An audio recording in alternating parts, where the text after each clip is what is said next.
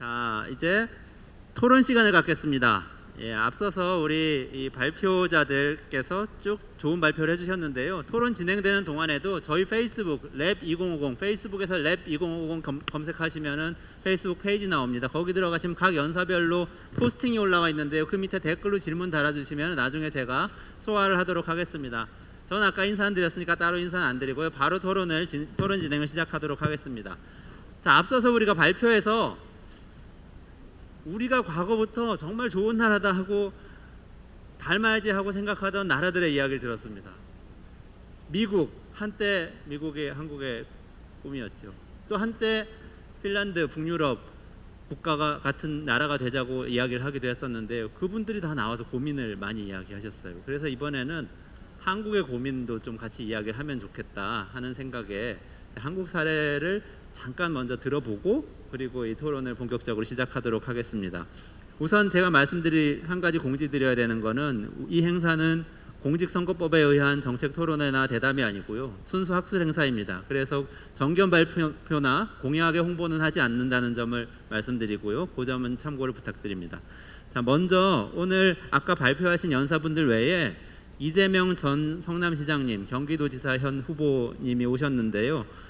이 이재명 후보님께서는 성남시장 재직 시절에 청년배당이라는 앞서 연사들이 소개한 여러 가지 실험과 큰 관련이 있는 정책을 직접 실행을 하신 경험을 갖고 계십니다. 그래서 그때 어떻게 하셨는지, 어떤 고민이 있으셨는지, 또 특히 디지털 전환 시대 그것이 어떻게 우리에게 경제적 안정을 가져다 줄 것인지 한번 말씀을 듣고 시작하도록 하겠습니다. 큰 박수로 맞아주시기 바랍니다. 네, 반갑습니다. 이재명입니다. 제가 정책 공약 얘기는 안 할 테니까 여기 참여하신 우리 선관위 직원 여러분 걱정하지 마십시오. 제가 사소한 거에 목숨을 거는 사람이 아닙니다. 우리 성남시에서 이제 대한민국 최초라고 저희는 자부합니다만 이제 24세 청년에게 조건 없이 지역 화폐로 연간 100만 원씩을 3년간 지급해 봤습니다. 결과는 아주 놀라울 정도로 성공적이었습니다. 청년들의 만족도도 매우 높았고 그 100만 원 지원 때문에 일을 하지 않겠다라고 취업을 포기한 사람도 없었습니다. 그리고 더 중요한 것은 이걸 지역화폐로 지급을 하다 보니까 지금 전 세계적인 문제라고 할 수 있는 집중의 문제를 상당 정도 해소하는 데 도움이 된다라는 확실한 증거를 얻었습니다. 해당 지역에서만 사용하게 했더니 이제 성남 시내에 있는 전통시장 그리고 이제 골목 상권들이 실제로 살아나고 있습니다. 저도 기대했던 것 이상의 놀라운 효과였던 것 같아요. 또 한 가지 제가 이런 생각을 하게 됐습니다. 보통은 이런 기본소득 정책을 시작하면 퍼주기 논란이 생깁니다. 국민의 세금으로 왜 공짜로 주느냐 이런 논란들이 있었는데 제가 이 점은 분명히 말씀을 드릴 수가 있죠. 그 세금은 누군가가 개인적으로 번 돈을 기부를 한 게 아니고 국민이 부담한 것이죠. 그래서 국민들의 이익을 위해서 사용하는 것이 당연하고 그 중에서도 가능하면 더 효율적으로 쓰는 게 중요하다라는 겁니다. 우리가 보통 기본소득 얘기를 하면 모두에게 돈을 주면 모두가 게을러질 거다. 그리고 그 엄청난 재원을 어떻게 마련하느냐 이런 반론에 부딪히죠. 저는 그래서 간단한 예를 한번 생각해 봤습니다. 모두에게 도움이 된다는 확신이 든다면 소위 1인 1표의 민주주의 사회에서 압도적 다수가 찬성할 수밖에 없고 그러면 그 정책은 실행 가능해지는 거죠. 대한민국의 부동산으로 인한 불로소득이 연간 400조 원쯤 된다는 그런 얘기가 있습니다. 아무것도 하지 않고 그냥 부동산을 가지고 있다는 사실로부터 돈이 생겨나는 거 아닙니까? 근데 이 토지는 우리 모두의 것이죠. 근데 이 규모가 무려 1년 국민 총생산의 약 30%까지 육박한다고 합니다. 그런데 세금은 거의 내지 않고 있죠. 자동차세에 비교하면 엄청나게 적은 비율의 세금을 냅니다. 그런데 만약에 이런 부동산의 불로소득 또는 특히 토지에 대해서 일률적인 세금을 부과하고 그 세금을 전액 딴 데 쓰지 않고 공평하게 모든 국민에게 배당을 하겠다라고 한다면 물론 뭐 소수의 부동산을 많이 가진 사람들은 반발하겠지만 아예 부동산이 없는 토지가 없는 절반 이상의 사람들 또 토지를 가지고 있어도 자기가 내는 것보다 더 많이 받는 대다수의 사람들은 아마 찬성하게 되겠죠. 그러면 저는 이런 것들도 정책적 어려움이 있죠. 우리 핀란드에서도 고생하시잖아요. 잘 안 되잖아요. 막 누가 반발하고 이런 저항을 극복하고 충분히 우리가 도입 가능하다라는 겁니다. 문제는 겪어보지 않으면 모르는 거죠. 그래서 이 정책에 있어서도 좀 용감해져야 된다라는 생각을 합니다. 제가 좀 용감하게 청년 배당했다가 엄청나게 많이 비난을 받았지만 결론적으로는 이렇게 인정을 받는 정치인이 된 것 같아요. 그런 것도 상당히 크게 도움이 됐을 것 같습니다. 그래서 소액으로 시작하고 광범위하게 모두가 동의할 수 있는 정책을 시작해서 점차 이렇게 늘려가는 방식으로 가는 게 좋겠다는 생각이 듭니다. 우리가 경험했던 것처럼 국가가 예를 들면 스위스가 그런 경험을 했던 것 같아요. 1인당 약 300만 원 정도를 지급하는 정책을 하니까 저항이 너무 심한 거죠. 한 50만 원 정도나 100만 원 정도로 시작했다가 점차 늘려나갔더라면 어떨까 하는 생각을 좀 해봤어요. 그래서 정책이라고 하는 것도 저항이 많긴 하지만 섬세하게 준비하고 동의를 받는 절차를 거치고 체험을 통해서 필요성을 더 느끼게 하고 이런 과정을 거치면 우리가 매우 어렵다고 생각하는 기본소득 정책도 충분히 현실 정책으로 끌어낼 수 있겠다 이런 생각을 하게 됐습니다. 네, 고맙습니다.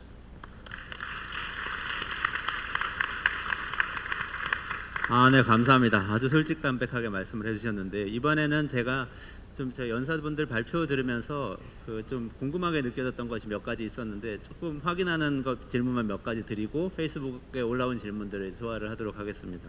우선 테일러 조 아이젠버그 씨의 발표 중에서 마지막 슬라이드 되게 중요했던 것 같은데 현실적인 정책에 대한 겁니다. 근데 아까 우리가 소개해서 다 들었지만 이 테일러 조 씨는 미국에서 젊은 정책가로 굉장히 유명한 분이세요. 포브스의 이 30대 이하의 30인 선정되기도 하셨고 그랬었는데 그리고 실제로 제가 알기로는 이 대선 캠페인에 뛰어들어서 이 정책 자문역으로 활동을 하기도 하셨던 걸로 이제 제가 대화를 나눠보기도 했습니다. 근데 혹시 차기 미국 대통령의 비서실장이 되신다면 정책 자문관이 되신다면 마지막 슬라이드에 있었던 그 논의들 포함해서 본인이 어떤 현금 지급 정책을 가장 우선순위로 제안을 할 것인지 여쭙고 싶습니다.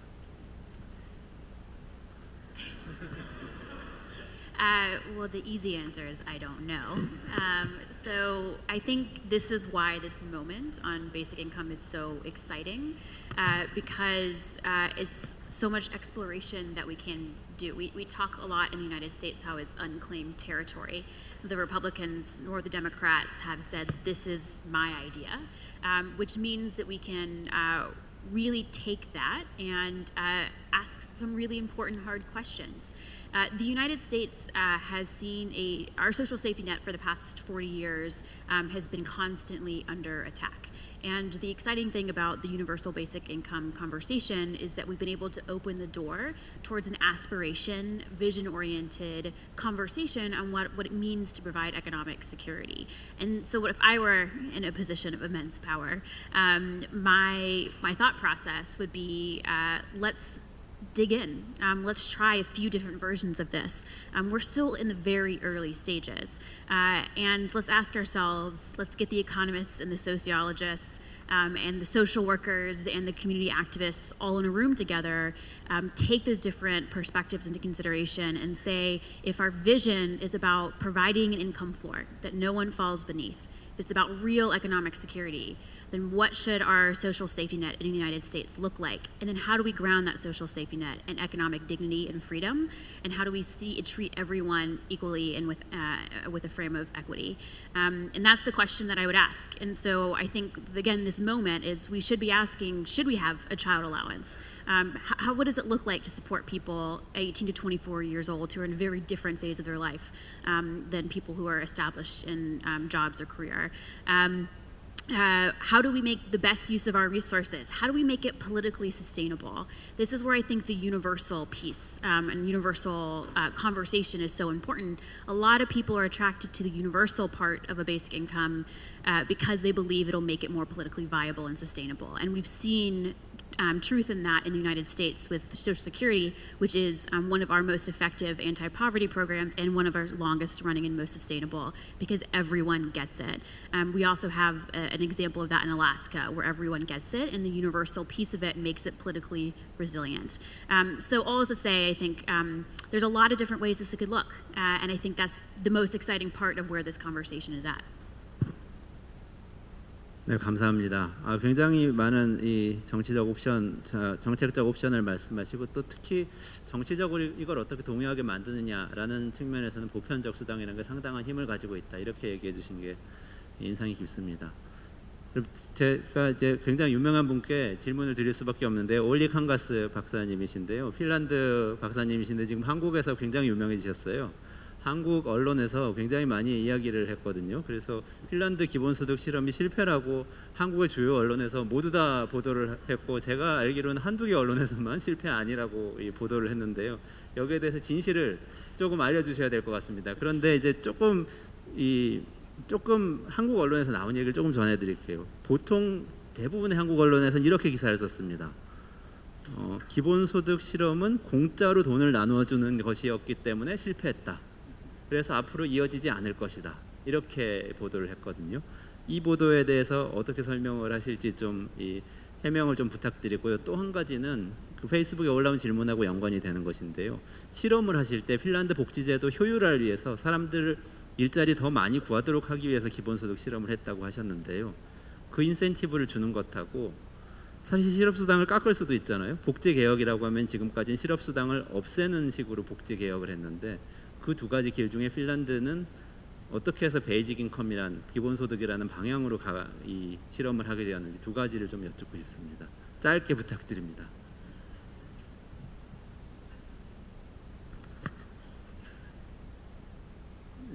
Thank you for that question. Then there are fake news. Let's take a couple of them. BBC and one Russian newspaper. They already reported results, very precise results. And the problem is that I don't know those results because I'm responsible for evaluating it, but I don't have any numbers, I don't have any results, but they do. So that the newspapers they are better scientists than me, I must say.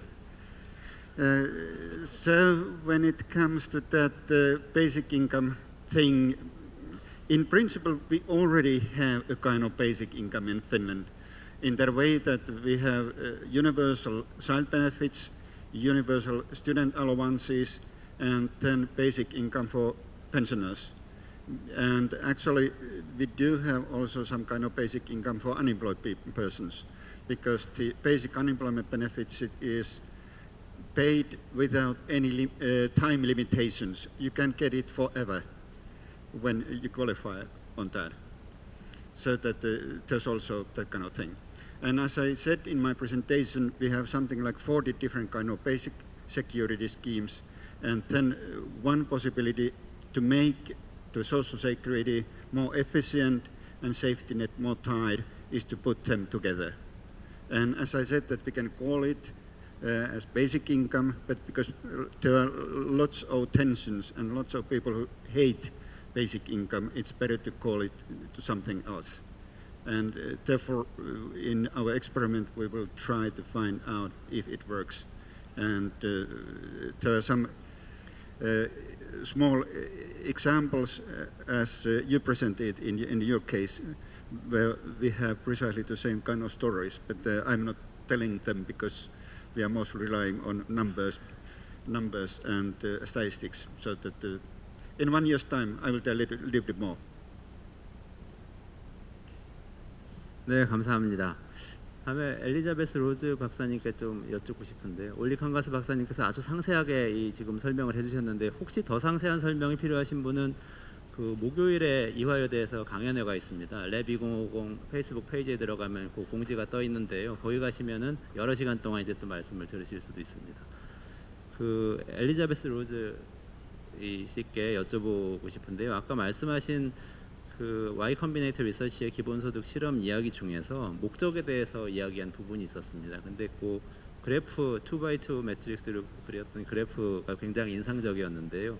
기술을 굉장히 높이 빨리 발전시키면서 동시에 이 공유도 많이 하는 쉐어드 프로스페리티니까 조금 이 만들어진 부가가치를 잘 공유하는 그런 사회로 가자는 것이 비전인 것 같은 생각이 드는데 또 한편으로는 말씀하시면서 절대 빈곤 퇴치라는 부분을 많이 말씀하셨어요. 미국에는 복지제도가 없기 때문에 절대 빈곤이 여전히 많다는 말씀을 하셨고 그 두 가지가 지금 같이 갈 수 있는 목표인지 아니면 두 개 중에 우선순위가 어느 한쪽에 있는지 기본소득 연구하고 관련해서 좀 말씀을 부탁드립니다. I think the matrix was not just for the study, but sort of the overall goal for what we want the future to look like, and whether basic income, at that upper quadrant in which we see growth, we embrace technology, but it's shared. By definition, we would eliminate poverty. The wealth would be generated, would be more equitably distributed, the benefits of technology, the opportunities, whether it's access to the new types of jobs created. But I think that's where we, assuming, I'm not necessarily taking a position on the technology, but I think that type of shared prosperity and opportunity is what we're aiming for. And the question is basic income the most effective or most, the best way to get there? And that's what we want to learn, or what type of basic income, or what formulation, or what other policies do we need. I think that's sort of, that quadrant's our goal, and we want to figure out how to get there, and our study on basic income is sort of a first step in trying to identify pathways to that quadrant. 거기 바로 이어가지고 페이스북 댓글에도 있는데요. 바로 이어서 한 가지 질문을 더 드리고 싶은데요. 그러면 그 스터디 하시면서 아까 좋은 사례를 말씀을 하셨는데 부정적인 영향을 끼쳤던 사례는 혹시 없었는지 그것도 궁금한데요.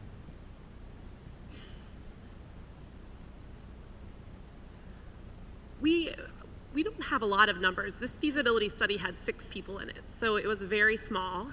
Those stories, we will be telling stories. We'll be using numbers as well. We'll have a very large sample. With that small, I expect there will be lots of negatives. With anything, there are positives and negatives. We didn't have an explicitly negative story. We had, situations where the money helped pay bills, but it didn't lead to any sort of transformational change, which I don't think is a negative. I think it allowed people to pay their bills, and that's a great thing. We recognize as we're doing this experiment that we're distributing cash to individuals, and most people would say, or a lot of people say, well, that's just a great thing, but you're injecting cash into a community, only certain people are getting it. It could change people's social relationships. The ethics of how to conduct this study are very important to us, and we are part of why we're doing all this piloting and these feasibility studies is to try to figure out what negative things could come from this, and are there any ways for us to preempt that, to design the study in a way that is least likely to have a negative effect. So it's something that is really at the forefront of our mind, and we know that there will be, across a sample of 3,000 people, we're going to see, cash is not, I like to say cash is not a silver bullet. It's not going to solve all the problems. But I think from the negatives, we also will learn, different ways that a policy could be designed. I would say this is why the fact that RCTs is really important, because the control groups will allow you to see, people's lives are complicated. It's not, again, cash isn't going to fix all the things. What I think is really valuable about the RCTs is you'll be able to tell the difference between something that's happening in someone's life that's because of the cash and something would just be happening in someone's life. And that's, I think, the real power of the rigor of the studies that both Finland and Y Combinator are doing. RCT 통제된 그룹의 실험이란 뜻인데요. 그거 하고 계신 게 올리칸가스 교수님이실까? 코멘트를 잠깐 들어볼까요? Yeah, I think that the basic income is a rather complicated thing, and when we have experiences from you part of the world, my part of the world, and you part of the world, from India, from Canada, from everywhere. In that case, we can get a fuller picture and say something more, so that you have a very good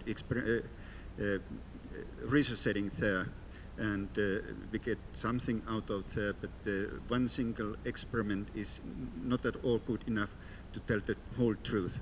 But by combining results from there, here, there, we can get something more to say.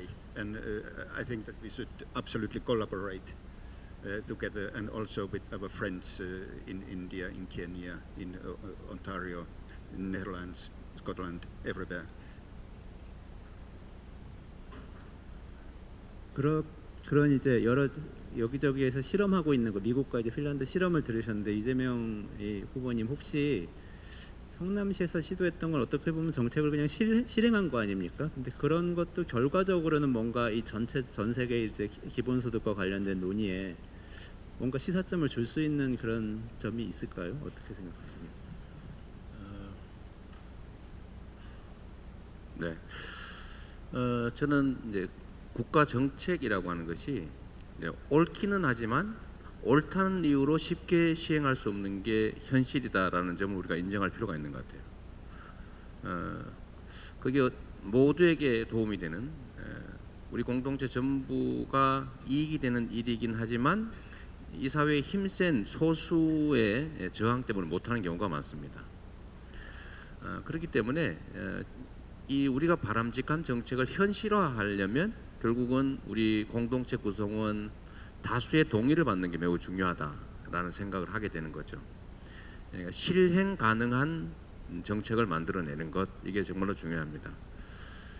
4차 산업혁명 시대에 일자리도 줄어들고 소득은 집중되고, 그래서 생기는 예를 들면 가장 극단적인 경우에는 자본주의 체제 자체의 붕괴까지도 좀 예상이 되는 상황에서 우리 공동체 구성원 모두가 최저한의 삶을 위한 보장을 국가가 해야 된다라는 점은 뭐 분명한 것이죠. 그래서 저는 그런 생각을 해봤습니다. 대한민국에서도 기초생활수급자라고 하는 형식으로 최저한의 생활비를 지원하거든요, 이미. 그런데 이게 정책으로 보면 이 전체 중에서 일부만 골라가지고 시혜적으로 거기에 혜택을 주는 형식이 돼 있어요. 근데 만약에 이걸 바꿔가지고 모두에게 그 정도에 해당되는 혜택을 다 준 다음에 지원하지 않아도 될 사람들에 대해서는 그 액수만큼의 세금을 더 받아낸다면 어떤 일이 벌어질까 한번 상상을 한번 해보죠. 일단은 선별하는 비용이 엄청나게 줄어든다라는 거 분명하죠. 두 번째는 이 대상이 되기 위해서 노동을 하지 않는 사람들이 엄청나게 많습니다. 왜냐하면 일정 소득 이상이 되면 배제가 되기 때문에 노동을 하지 않게 되는 거죠. 그런데 만약에 일률적으로 다 지급하면 추가의 소득은 자기 것이니까 노동을 회피할 필요가 없어집니다. 이 문제가 하나 있고요. 세 번째는 가난하니까 선별됐다라고 하는 소위 낙인 효과, 이 낙인 효과를 피할 수가 있습니다. 그래서 국가가 일정한 재원을 가지고 우리 모두를 위한 정책을 집행을 할 때 골라서 그들에게만 지원할 것이냐, 아니면 전원에게 다 지원하고 지원하지 않아도 될 사람에게는 증세하는 방법으로 조정을 할 것이냐는 사실은 그렇게 어려운 문제는 아닙니다. 실제로는 전원에게 일정한 혜택을 주고 지원하지 않아도 될 사람에게는 더 세금을 더 걷는 방식이 훨씬 비용도 적고 사람들에게 예를 들면 열패감이 아니라 권리로 당당하게 느낄 수 있게 해줄 것이고, 그 대상이 되기 위해서 노동을 하지 않는, 노동을 회피하는 일을 막을 수가 있죠. 이게 국가적으로도 개인에게도 모두에게 행복한 일인데 쉽지 않다는 겁니다. 그야말로 아까 우리 핀란드 사례처럼 막 공격이 있는 거죠. 근데 그 공격을 잘 이겨내는 것이 중요하고, 그런 건 어쩌면 정책 결정자들의 용기에 관한 문제다, 이렇게 생각합니다. 한 가지만 보충 질문이 지금 페이스북에 올려주셔서요, 한 분이 성남 사례에 보완할 점이라고 할 만한 점이 혹시 있으셨습니까? 보완할 점은 사실 이제 기존에 있는 재원으로 집행을 하니까 소위 퍼주기 논란이 발생합니다. 저는 좀 길게 봐서 새로운 재원을 만들어서 하는 게 맞다라고 보는 거죠. 네, 기존의 세금으로 하게 되면 세금을 낸 사람들이 나는 왜 안 주고 저기만 혜택을 주지? 이런 생각을 할 수가 있는 거죠. 그래서 제가 생각하는 방식은 새로운 세원을 발굴을 한다. 예를 들면 뭐 로봇세 이런 것도 하나의 형태가 되겠죠. 또는 토지 보유 부담금, 토지 보유에 따른 부담금 세금이 되겠죠. 이런 것들을 발굴을 한 다음에 그거는 딴 데 쓰지 말고 오로지 모든 구성원을 위해서 골고루 나눈다라고 하면 압도적 다수가 동의할 수밖에 없는 거죠. 그걸 서서히 좀 확대해 나가는 겁니다. 처음에는 소액으로 시작하되 그런 재원을 점차 발굴해 나가고 그걸 키워 나가면 전 저항도 극복하고 현실화될 가능성이 훨씬 높아지지 않겠냐 이런 생각을 하고 있습니다.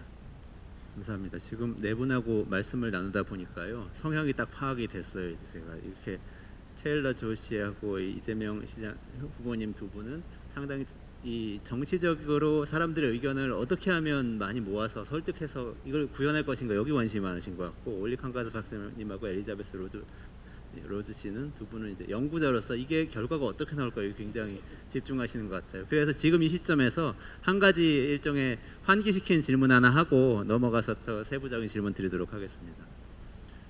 먼 장래에 언젠가 네 분 모두에게 공통적으로 질문 드릴게요. 짧게만 답해 주세요. 먼 장래에 언젠가 인류가 보편적 기본소득만을 그것을 기본적인 생계수단으로 하면서 충분하고 완전하고 정기적으로 현금으로 받으면서 살아갈 날이 올 거라고 생각하십니까?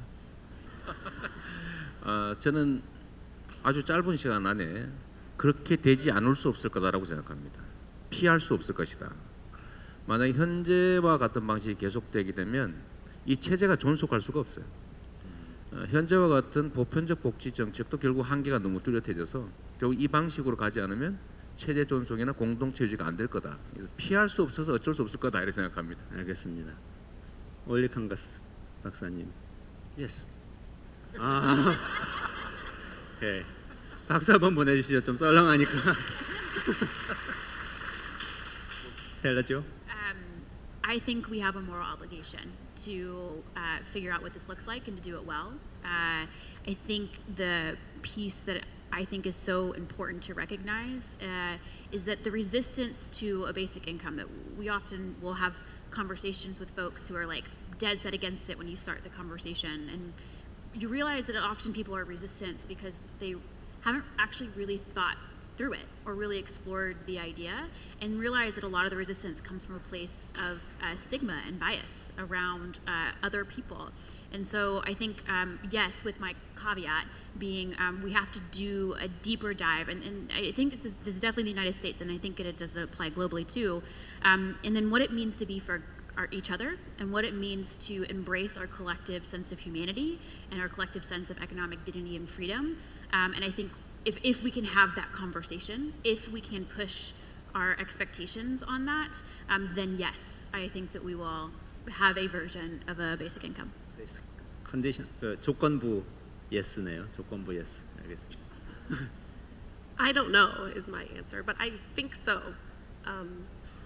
And I don't know what that'll look like, but I think we need a lot of research and experiments and discussions, like Taylor Joe said, to figure out what that would look like and how do we make sure that it is empowering rather than continuing to sort of impose existing like inequalities and just sort of distributing enough for other people to live. I think there are various ways it could be done, and I think ideally it would empower. 네, 감사합니다. 그러면 이어지는 청중으로부터 나온 질문을 여기에 얹어서 하나 말씀드려볼게요. 그렇다면 어쨌든 그런 변화가 이루어지는 방향으로 이 사회가 간다면 현금으로 배당을 그 분배를 하기 때문에 정부의 역할은 줄어들 거라고 생각하시는지, 혹시 줄어들지 않는다면 정부의 다른 역할이 또 있어야 하는 것인지, 거기에 대한 질문이 나왔습니다. 어떻게 생각하시는지 좀 의견 있으신 분은 자유롭게 부탁드릴게요.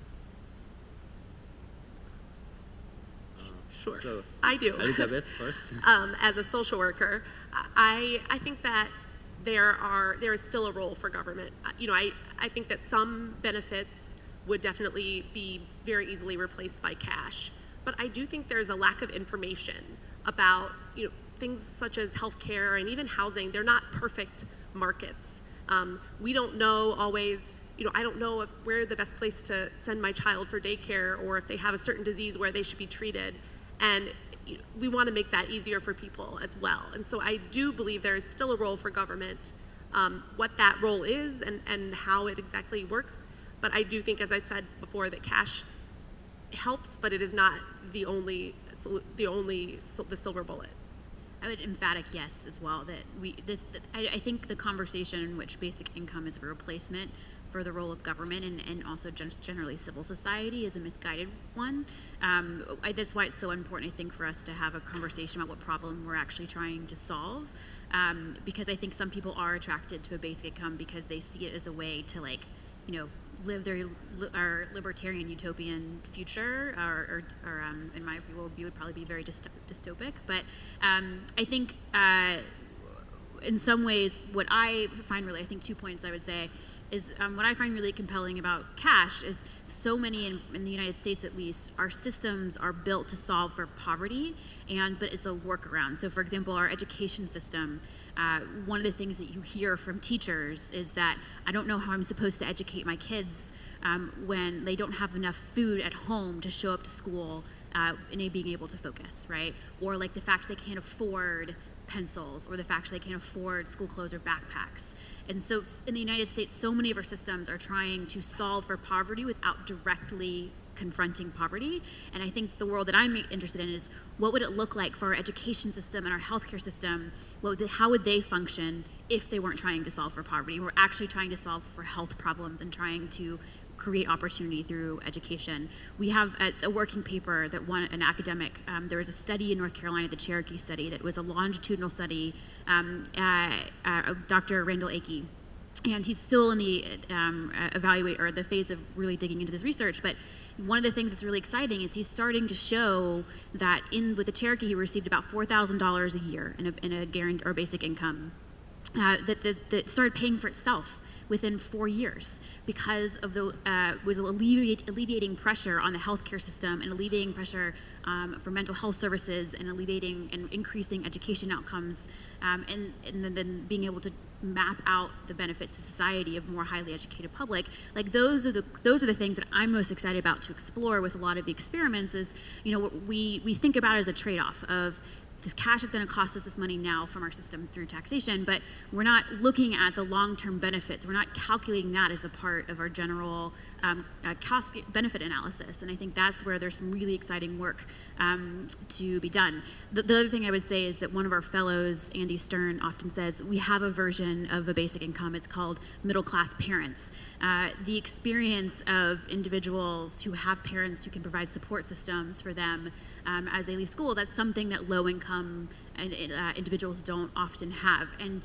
But the reason that kids in middle-class and upper-middle-class households thrive is because of networks and access to support systems and like the ability to navigate governmental systems like public education and have advocates from their parents. So again, the fact that just income in itself isn't going to solve all the problems, because I think for those who do have a version of real economic security, still have to access and use those services. And I think that that's the kind of nuance that we should be bringing to the conversation. So the question was if basic income will reduce the role of the government.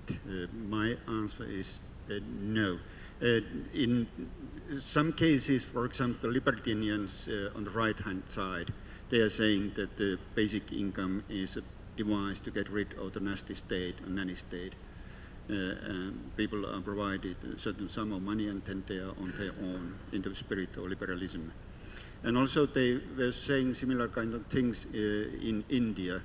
They were a little bit afraid that the state will somehow reduce its responsibility of the people.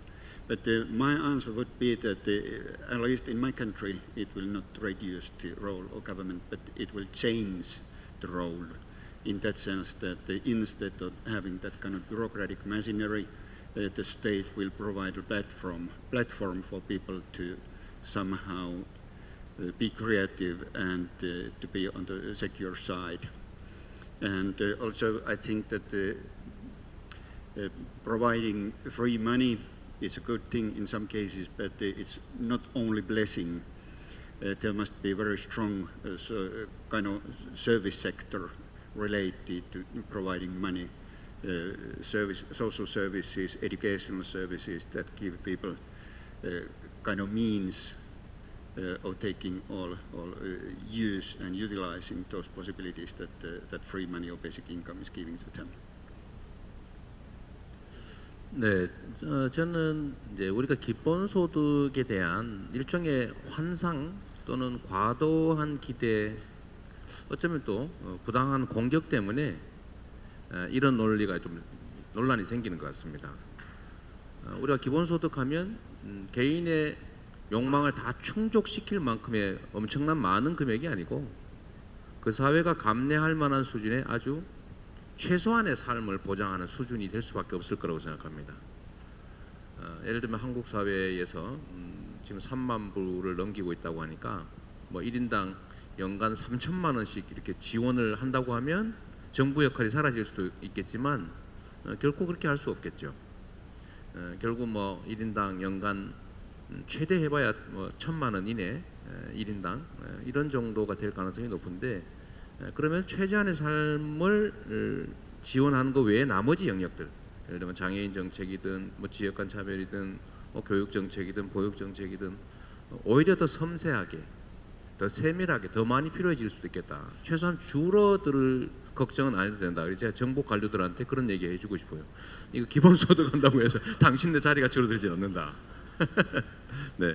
네, 감사합니다. 만약에 그렇다면은 이어지는 질문, 또 페이스북에 올려주신 질문인데요. 재정에 대한 질문을 하지 않을 수 없을 것 같습니다. 지금의 정부를 유지하는데도 비용이 드는데 추가로 아주 인상적인 말씀이었는데 테일러 조씨, 그 부모가 자식을, 중산층 부모가 자식에게 주는 것만큼의 현금 혜택을 국가가 개인에게 준다면 그러면 재정이 늘어나게 되니까요. 그러면 여기에 대한 질문이 나오는데 제가 두 가지로 답변을 좀 여쭐게요. 직접 실험하고 계신 분들은 어떻게 이 재정을 실험 재정을 어떻게 마련하셨는지하고, 나중에 그게 보편적으로 실험이 성공해서 기본소득제를 도입하게 된다면 재정을 어떻게 마련하는 것이 가장 적절할지에 대한 의견을 원하시는 분부터 좀 여쭙겠습니다. 좀 할까요? 말씀하세요. 네. 저희는 현장에서 실행 가능한 정책을 만들어서 실제 집행하는 게 중요한 사람이기 때문에 가장 중요한 고민이 그거죠. 과연 무슨 돈으로 실행 가능한가라는 고민을 하게 되죠. 저는 일단 기본소득에 대한 국민들의 공감을 좀 높이기 위해서는 아주 초보적이고 소액인 상태에서는 재정으로 좀 기존의 재정으로 충당하는 게 중요하다고 생각합니다. 기존의 예산들 중에서 전용 가능한 거, 좀 더 효율성 있게 바꿀 수 있는 것들을 좀 찾아내면 저는 상당한 정도 규모의 기본소득을 시작할 수 있다고 생각합니다.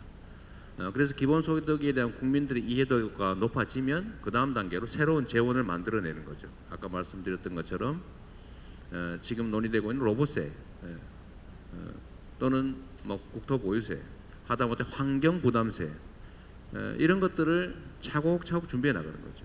그래서 우리가 공동의 자산으로부터 이익을 얻는다면 그 중에 상당 부분은 원래 우리 모두의 것이니까 모두에게 공평하게 나눈다라는 생각이 계속 확산될 수 있을 겁니다. 저는 초기에는 기존의 재원으로, 다음에는 새로운 재원들을 오로지 기본소득만을 위한 용도로 만들어낼 필요가 있다고 생각합니다. 감사합니다. 혹시 말씀하실 내용이 있으신가요? 엘리자베스. Our study is definitely not looking at the financing, but I do think the cost in the United States, the cost of childhood poverty has been estimated at $500 billion a year, which is a lot of money. And I think, and Taylor Joe alluded to this earlier, we don't know what kind of savings would come from having a basic income. And it could be that, effects on poverty, on crime, there could be enormous cost savings that could pay for itself in some ways. There are, rather than just an income tax, there's in the United States, there's enormous wealth held in, very highly concentrated. You could have a wealth tax. I think that there isn't just one way to pay for it, and there are lots of people that are trying to think through that and model it. I'm not one of them, but I do believe that there are a lot of different ways to think about it. I sometimes I think basic income in some ways could be, particularly on the cost savings conversation, like the preventative policy, right? Is that, and again, we saw this with the Cherokee study in North Carolina. The researchers there actually didn't set out to study the dividend there. They were out there to study rural poverty, and they noticed a dramatic difference between the Native American youth who were receiving the dividend and the white youth who were not. And when they looked at it, they realized it was because they were getting the money, and that was the main driver of these significantly better health and mental health outcomes among Native American youth. So I think there's a lot that we just can't quite model out quite yet on that, and that's why these studies are so important, because they'll provide some of that data that we can start looking into some of that more deeply and more intentionally. I think on the pay for, I think this is a real context question. In the United States, there's a real appetite. In fact, basic income becomes more popular in public opinion work when you tell people it's going to be paid for by wealthy individuals, because there is such frustration with the concentration of wealth at the top of the United States. And so I think this is, again, a place where there's immense opportunity to do some deeper work. Is it progressive taxation? Is it some sort of tax on a collective resource like our data or natural resources? And I think it's difficult. And some people argue that you shouldn't be having the conversation on pay force, because it's just about our overall budgets as geographical areas, as countries, and just in the way that some of our programs just come from the budget and we determine we're going to pay for it.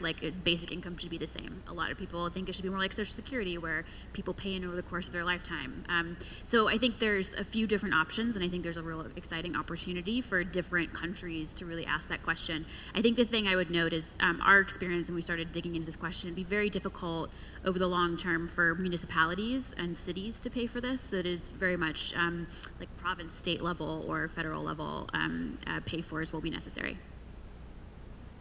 Yeah, to the two parts in your question. The first one was about financing of the experiment, and in my case it's pretty simple. The government provided 20 million for us, and that was it. We tried to create some extra funds, but we failed. So that was the answer for the first question. And the second part dealt with financing of basic income. I very much agree with the mayor that if we start with baby steps, in that case it's much easier to implement anything and everything than if we try to get everything on one single decision. And for example, in the Finnish case, if we have basic income, that's about 550 euros. It's just the minimum level, minimum subsistence level, very small. In that case, it means that taxation wouldn't be that much higher than it's now. And in the case that there are positive incentives in employment, in that case, it's totally feasible, and the costs wouldn't be that much higher than we have just now. 네, 작게 실험을 하는 것으로 시작한다. 그리고 그 효과를 생각을 한다면 비용을 먼저 걱정할 필요는 없다는 게 대체적인 답변이었던 것 같습니다. 시간이 많이 흐르고 있는데요. 지금 이렇게 진행을 하겠습니다. 연구 내용에 대한 조금 더 이 구체적인 질문이 있습니다. 그걸 조금 소화를 하고요. 플로어에서 혹시 질문 있으시면은 조금만 질문을 받고 마무리를 할 수 있을 것 같습니다. 12시 20분까지로 예정이 되어 있습니다. 자, 그러면 다음 질문은 연구에 관한 것인데요.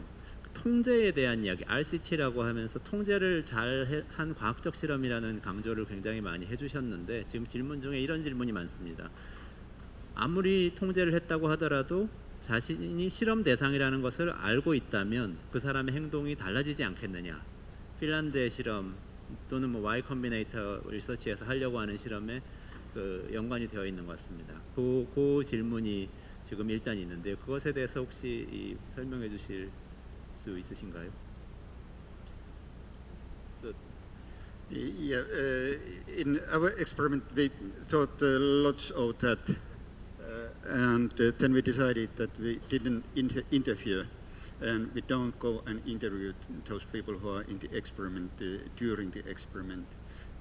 First, in the very end of the experiment, we will carry out that survey, and interviews. Of course, there are some problems in that case, but just to somehow avoid that so-called Hawthorne effect, that when people think that they are something special when they are treated, so that we will not disturb those people. Of course, we have that problem, but we try to minimize it in that way. 하지, sorry, just one second. 그렇지만 실험 대상자들은 자신이 실험 대상자라는 것을 알고 있으신 거죠. They know, of course they know, because they will get the money. And that's an indication that they know something, unless they think that it's an uncle from the States that's sending the money. 감사합니다. 엘리자베트.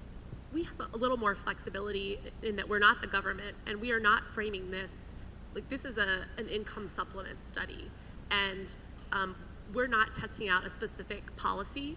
We're trying to understand how individuals and families make ends meet, and what are some of the challenges they face on a daily basis, and how would a supplemental income help. And so we are not framing this as this is a study to see if basic income is a good idea.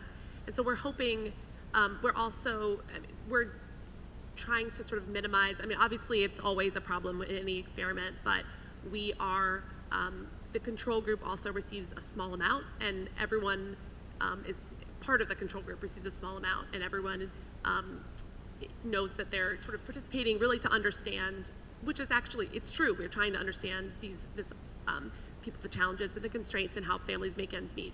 So by not being the government and not being out there sort of testing a specific version of the policy, we hope to avoid that to some degree. We also have a control group that is administrative only, so it's just uses administrative data collected by the government. And then finally, we are just hoping also over a period of 3 to 5 years that this becomes part of their normal lives, and that we might initially see some effects that are driven by people consciously trying to change behavior, but that's hard to sustain over a really long period of time. And so we're hoping that we minimize that effect. But no experiment is a perfect simulation by any means, so we recognize that. This small anecdotal example of one specific guy in Finland that's participating in the experiment, and he's constantly giving interviews here and there, and in the Finnish newspapers, or international newspapers, TV programs, radio programs, and then once they asked him that has he had time to try to find employment, and he said that no, I have been so busy by giving those interviews, so that at least his experiment is destroyed by the interest from outside. 네.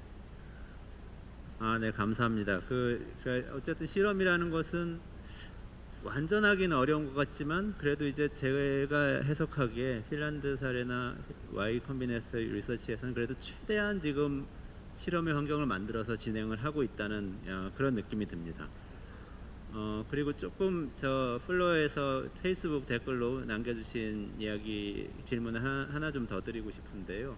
특히 이제 좀 실험을 진행하신 분들이나 이제 정책을 시도하시면서 좀 이 실험이나 정책에 참여한 사람들 중에서 이 이야기는 정말 인상 깊었다. 질적 리서치를 하셨을 때 이 이야기는 발표에서 소개해 주신 것 외에 이 사람의 변화는 정말 인상 깊었다는 것이 혹시 있었으면 짤막하게 좀 소개해 주실 만한 것이 있으실지 궁금합니다. 저희가 한번 할까요? 말씀하시죠. 저는 워낙 이제 소액이었기 때문에 그게 뭐 개인의 삶을 엄청나게 개선하지 못했지만 확실한 효과는 내가 국가로부터 버림받지 않고 관심받고 있구나라는 그런 생각을 했다고 해요. 그 얘기를 정말로 많이 들었습니다. 감사합니다. 다들? In the case that you invite me in 1 year's time, I will tell something about the numbers for 2017, and after 2 years I can tell the whole story, the truth, nothing else, and only the truth. So this is not a part of any of the experiments, but last year we ran something called Into the Black, which was a speculative fiction contest. And so Americans across the country submitted short stories, essentially exploring the idea of how would the future look like if we had a basic income. And it was over 600 people submitted, but the prize was the winner would get a basic income, and for a year.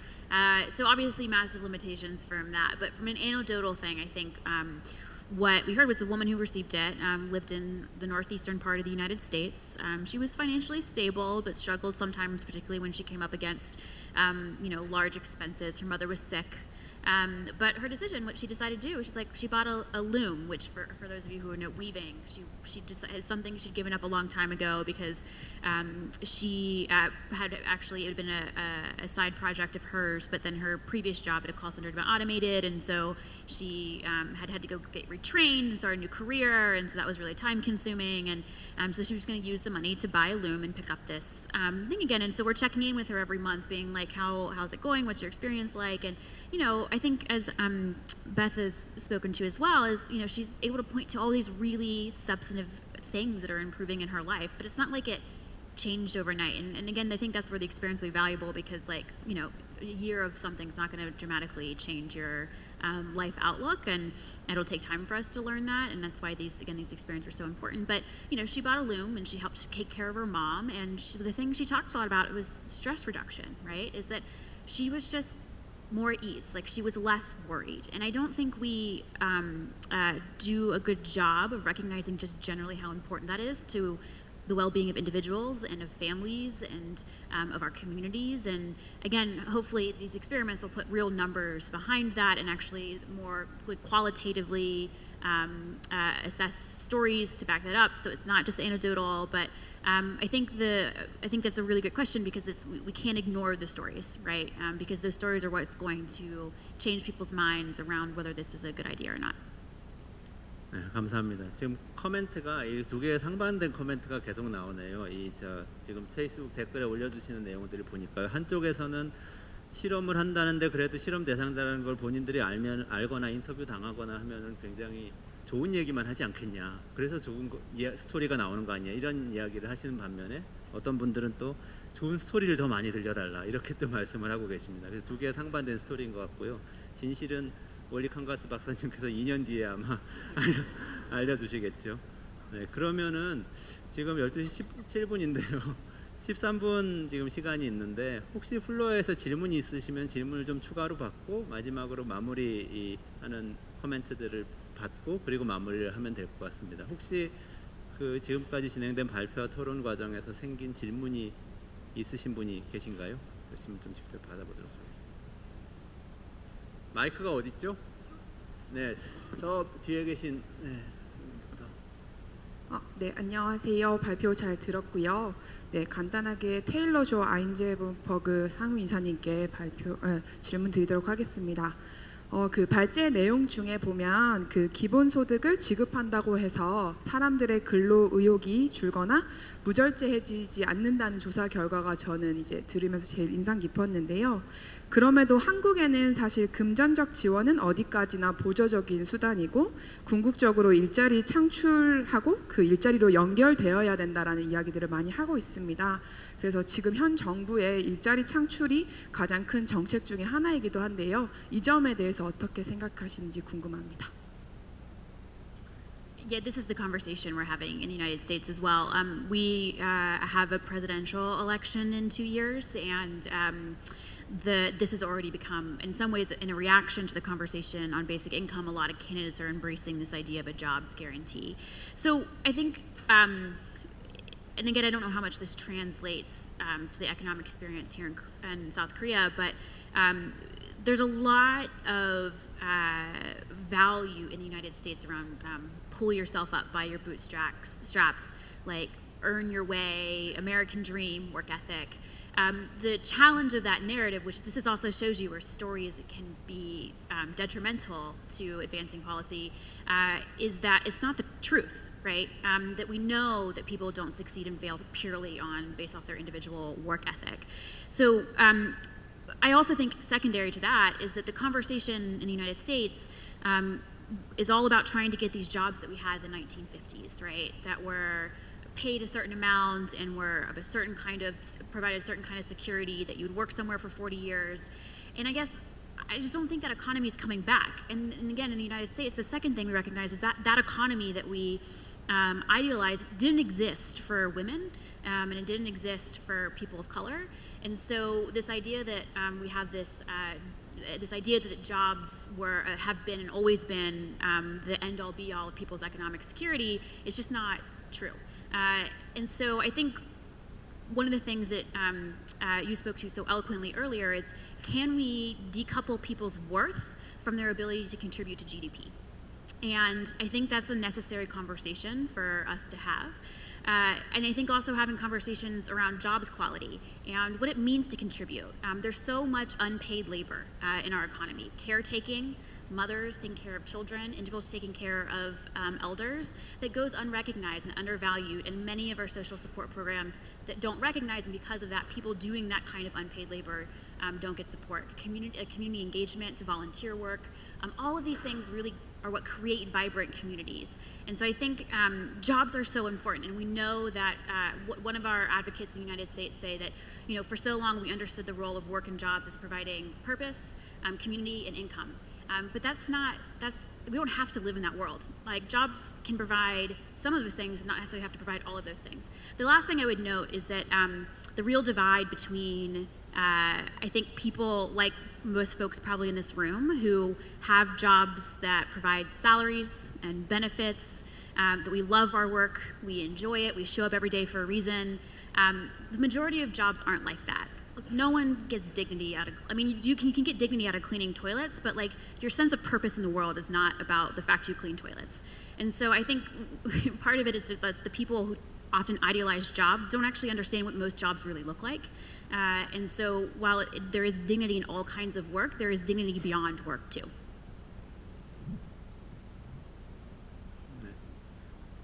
감사합니다. 한 가지 추가해가지고 혹시 의견이 있으시면 제가 여쭤보겠습니다. 지금 이제 페이스북 댓글로 올려주신 의견 중에 이런 의견이 있습니다. 현금을 지급하는 대신 국가가 일자리를 제공할 수도 있지 않냐. 모두를 고용해 준다든지.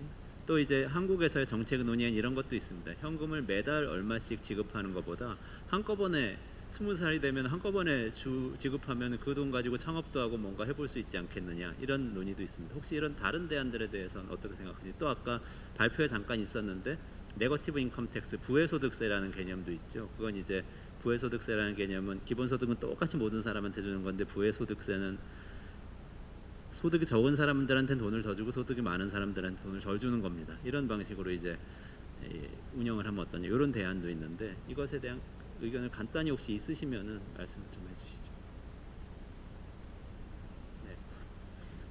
In principle, from the individual's point of view, the result is very much the same, but the basic principle and the philosophical background and backgrounding is a little bit different. Well, actually, rather different in that sense. The basic income is universally paid to everybody, and then it's taken away by higher taxes from the high income earners, whereas negative income tax is only targeted to the low income people. So that's the basic difference between those things. But it doesn't mean that much when it comes to the individuals in the end of the day. The distributional consequences are rather much the same, and also national economic consequences are rather much the same. Because we did a lot of micro-simulations in both models, and results were not that different. But because our task was to evaluate basic income, then we did the project with empirical experiments on basic income. 감사합니다. 혹시 엘리자베스? I think, as Taylor Joe mentioned, the guaranteed jobs versus a basic income is a huge discussion in the U.S. And I think one simple answer to that is it would be very difficult. The U.S. government would have a really hard time creating a job for everyone. It's not, and it would cost a lot more money than it would cost to give people money, and see where that leads. Companies could, people could follow be innovative. If the government tried to create every job, that might stifle innovation. It might stifle growth in a way that plus it would be very inefficient. So I think the government can create some jobs, and I think that would be great. Government jobs are good jobs, but people have different skill sets, different abilities, and trying to find the right job for everyone would be a really difficult task. And I think it's trying to solve different problems too. So often jobs are for unemployed individuals who are struggling to find jobs. And often unemployed individuals are unemployed because they're facing some sort of barrier, whether it's a disability or because of a lack of connection to the job market. And there are so many important and valuable policies that we can put in place. And, in the United States, our unemployment rate's hovering around 4% right now, which is pretty low, but that's because a lot of people aren't even job searching because those individuals aren't in a position to access the market. And I think there's real value in exploring policies that are targeted towards individuals who are just traditionally difficult to employ. But that's different than dealing with the economy we currently have, where we have people who are working and still can't make ends meet. That's really the population that I think it's on front of mind for a lot of us. Work isn't paying right now, and providing more jobs isn't necessarily going to solve that. And so I think as all of us I think have spoken to, most of us don't believe basic income is a silver bullet. It needs to be a part of a really set of interventions. But I don't think the reason I think people move towards jobs, and I think we need to confront this, is because of their belief that people don't deserve just money. And I think if we take a step back and say, wait, really what's most effective? What's going to do the most good? That's the question we should be asking, not jobs instead of cash. 네, 감사합니다. 혹시 추가로 질문 있으신 분 있으시면 좀 손들어 주시고요. 예, 이게 정기원 발표 아니기 때문에 미래 정책과 관련된 질문은 안 된다는 점 좀 양지해 주시고요. 혹시 마이크가 어디 있죠? 마이크 지금 근데 요 가까이 가운데 줄 오른쪽에 계신 분, 네, 여기 먼저 손 드셨어요. Thank you for the lecture and the discussion. I'm going to speak in English because there are more English-speaking panels up there. I want to throw a question to the floor in regards to flipping the angle of what we see basic income a little bit. We're talking a lot about why those people who criticize don't know what they're talking about, what's the positive side of everything, but while you're doing all this work, I think you faced some criticism, some constructive feedback that totally makes sense. That's really persuasive. And if you can share any of those ideas and tell us what you think about the criticism or the feedback, it would be really interesting. Thank you. 네, 요거는 굉장히 중요한 질문인 것 같은데 혹시 다른 질문 있으시면 받은 다음에 I will check other questions and then wrap it up, okay? 예, 받은 다음에 진행을 하도록 하겠습니다. 여기 맨 앞줄에 계신 선생님. 예, 기본소득 한국네트워크의 학술위원장인 광노환입니다.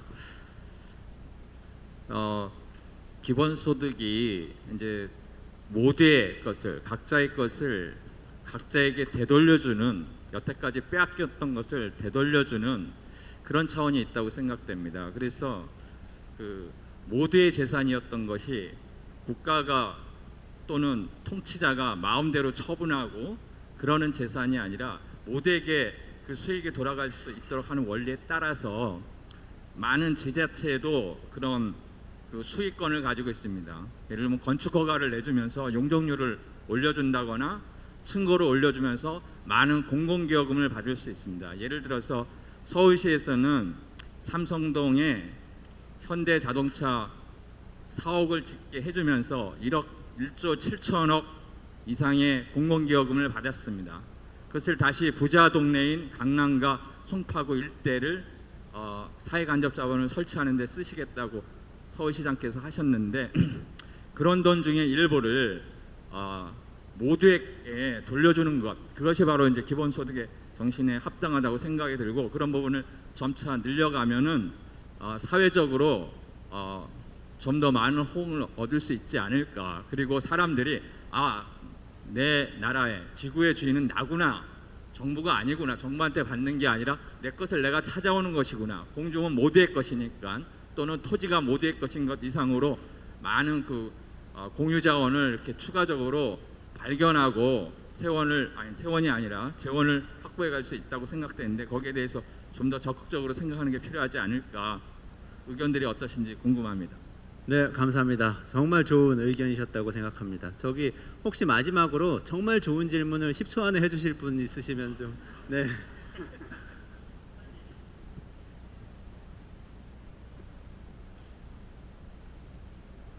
여보세요? 네, 저는 휴먼 유토피아 단체 대표고요. 이 책 저자입니다. 프리랜서로서 가난한 작가이기도 하고요. 그래서 여러 가지 칼럼을 기고했습니다. 약 10여 차례에 걸쳐서 기본소득에 대해서. 이 가난한 창작가한테 저 말고 문화예술가들한테 30만 원만 지급하면 어떨까 계산을 해봤어요. 그때 5천만 인구 잡고 30만 원씩 연간 360만 원 하면 180조 예산이 들어갑니다. 그래서 그 정도면 우리나라가 좀 이제 GDP 성장하고 예산이 지금 400몇십조 조금 늘리면 중복이 되는 거 빼고요. 그 상당히 가능성이 있다는 생각입니다. 결론적으로 질문드리겠습니다. 이 책에 여기다가 써주셨는데 이재명 시장님이 4차 산업혁명을 대비할 수 있는 대안이 기본소득이 급격히 떠오르고 있고 거기에 대해서 추진을 써주셨습니다. 경기도지사가 되신다고 유력해 보이는데요. 성남시와 경기도지사는 다릅니다. 그걸 가능하게 할 수 있는 방안이 있으신지 묻고 싶습니다. 네. 네, 경기도지사로서 수행하실 일에 대한 선거법 질문을 위반. 받지 않도록 하겠습니다. 예, 선거법 위반입니다. 선거법 위반입니다. 네. 자, 어쨌든 간에 좋은 의견 감사드리고요. 마무리를 해야 돼서 죄송합니다. 이제 마무리하도록 하겠습니다. 지금 좋은 질문 많이 나왔는데요. 특히 지금까지 이 일을 하면서 반대 의견 많이 들었는데 좋은 반대 의견 들었다. 그런 게 있으시면 소개해 주시고 거기에 대해서 본인의 생각을 짧게 30초씩만 드릴 수 있어요. 말씀해 주시고 다른 질문들에 대한 답도 있으시면 조금 덧붙여서 말씀해 주시면 좋겠습니다. 저쪽부터 시작해서 이재명 시장님으로 이렇게 엘리자베스부터 돌아가면서 말씀을 좀 듣도록 하겠습니다. So I have received, so I guess to start, our funders want to conduct a study on basic income. So I was hired to conduct a study on basic income. So within those constraints, you know, if people come to me and say basic income is the worst idea, this is why, it's hard to sort of incorporate that into the design.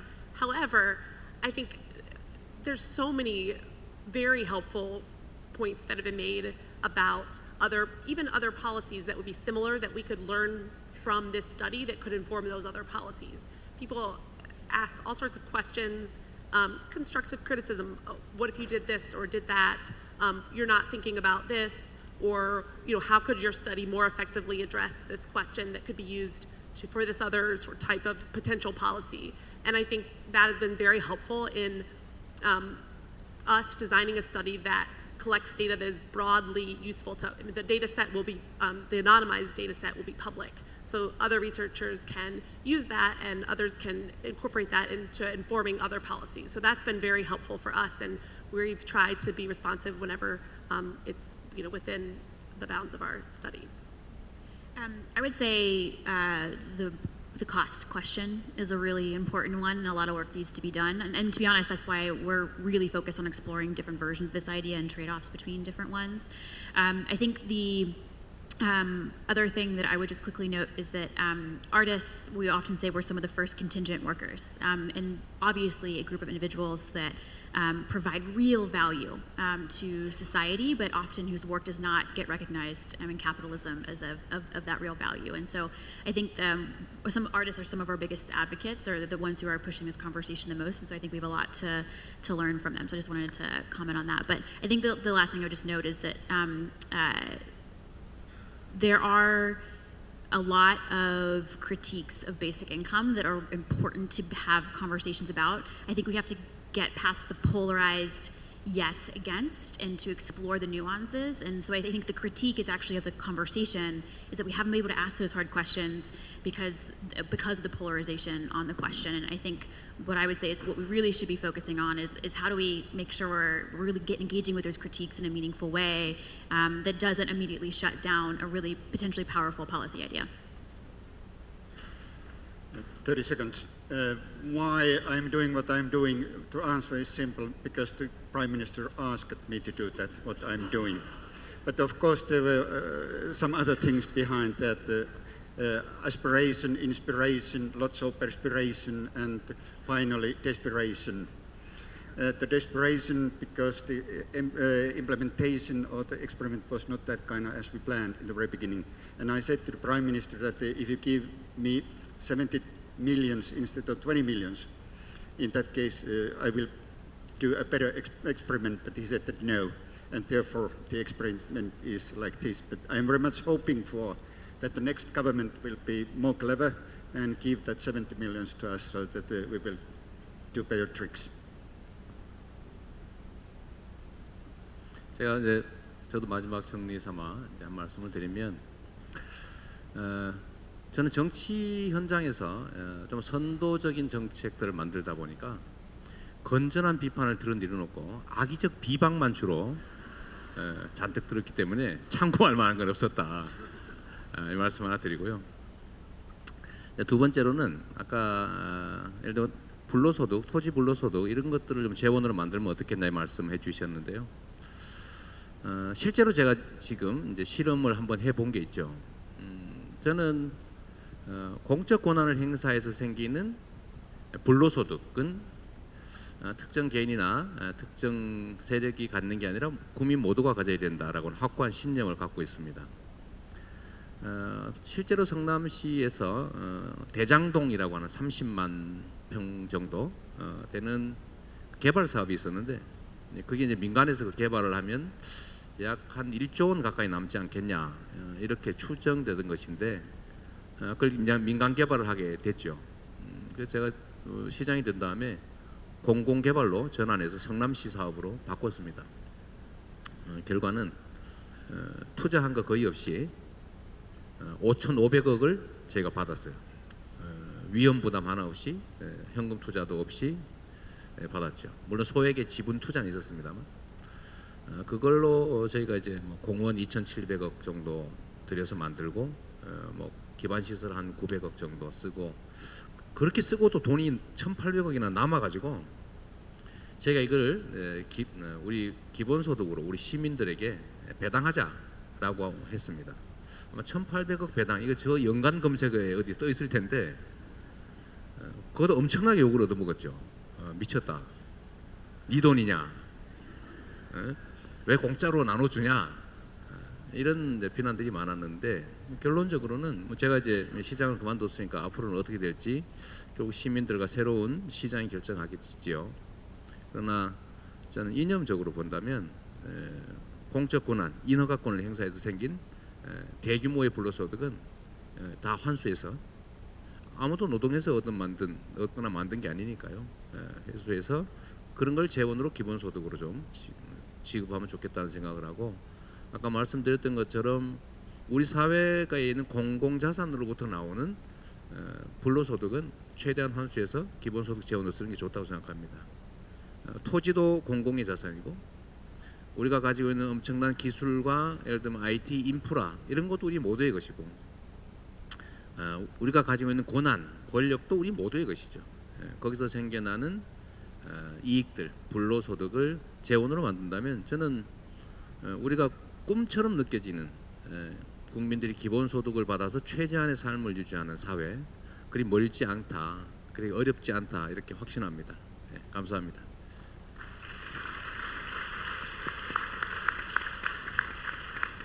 네, 감사합니다. 재미있으셨어요? 네, 이제 마무리를 해야 될 것 같아서요. 저는 이제 여러분들 인상 깊었던 이야기가 뭐였는지 한번 생각해 보시죠. 저는 이게 인상 깊었는데요.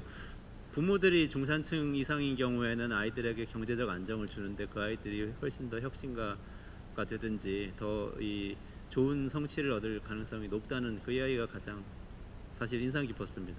국가가 그런 역할을 해줄 수도 있는 거 아닌가요? 이런 생각이 들었고요. 그래서 기본소득이든 뭐든 우리가 경제적 안정을 이야기할 때 그 경제적 안정이 반드시 우리 사회의 기술혁신, 사회혁신과 이어진다는 점을 같이 좀 생각하면서 오늘 토론을 이어가면 좋겠다 이런 생각이 들었고요. 또 한 가지는 우리나라에서도 조금 이렇게 Y 컴비네이터 리서치나 이 핀란드에서 하는 것처럼 잘 다듬어진 실험을 진행을 해가면서 그 결과를 보면서 계속 토론을 이어나가면 훨씬 더 발전적인 토론이 되겠다 이런 생각이 들었습니다. 이따가 오후에 세션 3에서 이런 이야기 좀 이어갈 테니까요. 세션 2, 3도 같이 참석해 주면 좋겠습니다. 오늘 발표하시고 토론해 주신 엘리자베스 로드 씨, 테일러 조 아이젠버그 씨, 올리 칸가스 씨, 그리고 이재명 후보님 수고하셨고요. 여러분 모두 감사드립니다. 마무리하겠습니다.